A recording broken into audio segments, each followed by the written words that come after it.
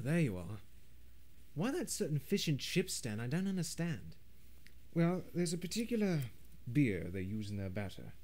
A northern stout, to be exact. You know, Holmes, I've seen things in war I don't understand. I once met a man in India who predicted his own death right down to the number and the placement of the bullets that killed him. You have to admit, Holmes, that a supernatural explanation in this case is theoretically possible. Oh, well, agreed.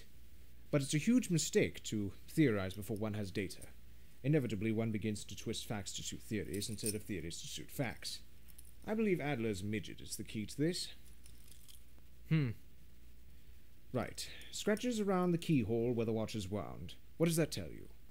The man was likely a drunk. Every time he wound the watch, his hand would slip, hence the scratches. Yes. Very good, Watson. You've developed considerable deductive powers of your own. Let's see now. There are several sets of initials scored. Pawnbroker's marks.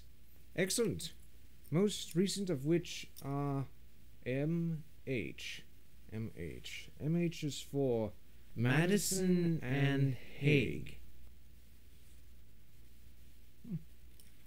They should be able to give us an address. What a coincidence. There's one thing you failed to deduce from the watch, Holmes. Really? I think not. The time. I have to get back. Taking tea with the in-laws. Reckon your fortune, sir. Absolutely not. Oh, no thank you, Mum. You need to hear what I have to tell you. We have no need of your lucky heather, gypsy woman. Even if it's to do with Mary.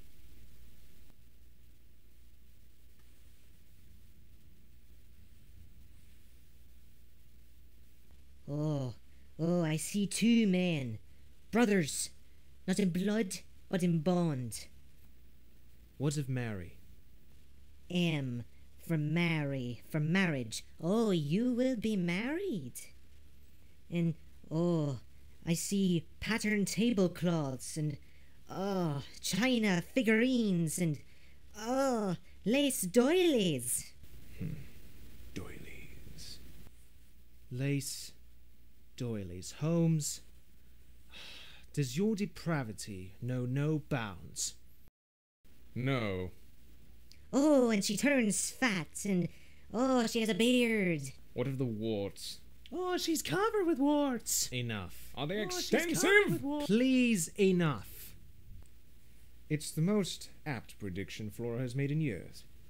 And precisely why you can't find a suitable ring. Do you have my money?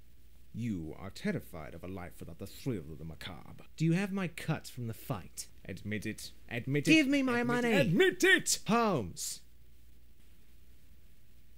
Oh, I see.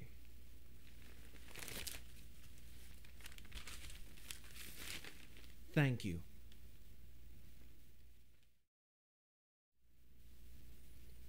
Mrs. Hudson, bring something to cheer him up.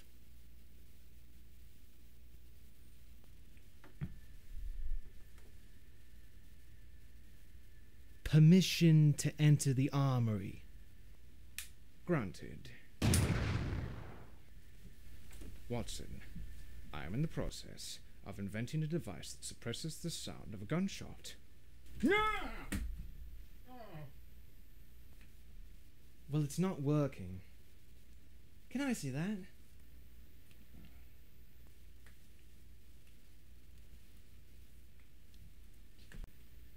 Oh, what? Gently. Gently, Watson. Be gentle with me. Oh. You know, it's been 3 months since your last case. Don't you think it's about time you found a new one? I can't but agree. My mind rebels at stagnation. Give me problems, give me work. The sooner the better.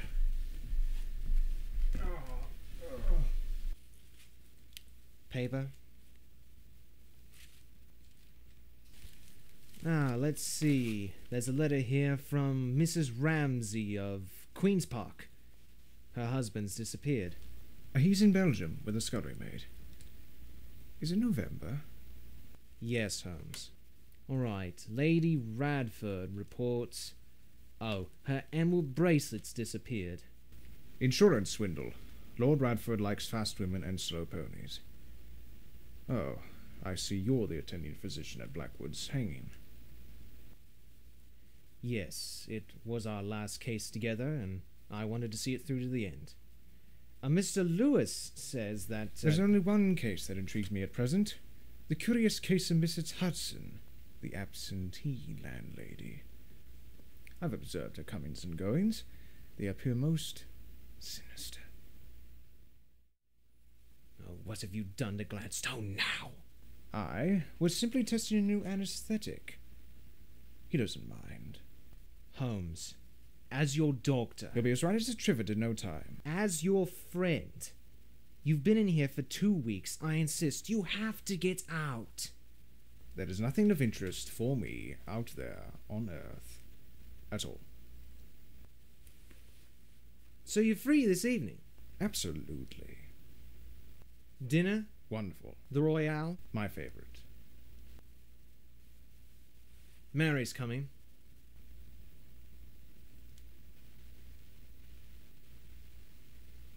Not available. You're meeting her, Holmes.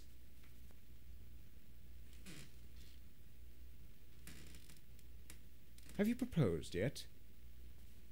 No, I haven't found the right ring. Well, then it's not official. It's happening. Whether you like it or not. 8:30, the Royale. And wear a jacket. You wear a jacket.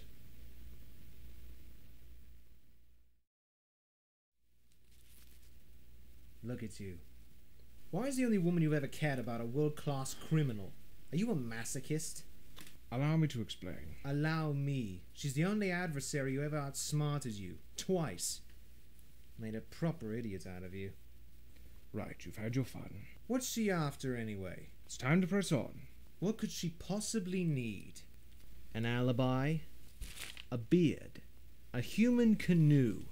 She could sit on your back and paddle you up the Thames. It doesn't matter. That's of no consequence to you, really, is it, Watson? We've done our last case together. I've already read it. Luke Reardon. 4'10", red hair, no front teeth. Case solved. You're obviously not her type. She's into ginger dwarfs. Midget. So you agree? No, I don't agree. It's more a technicality, you see. You're misrepresenting the dimensions of foreshortened peoples. I've said too much. I can tell I've upset you. No, I am simply stating that one has... What were you doing? Will you allow me to explain? I wish you would.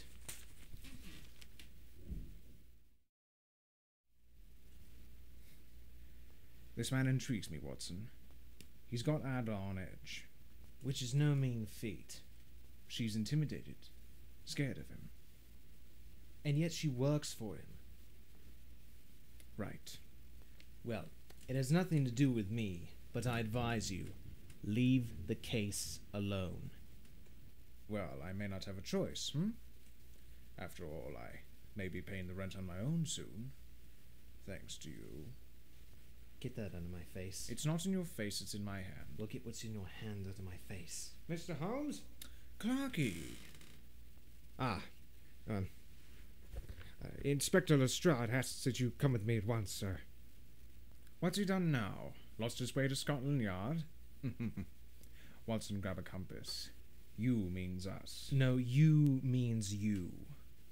It's Lord Blackwood, sir. Well, it appears he's come back from the grave, sir.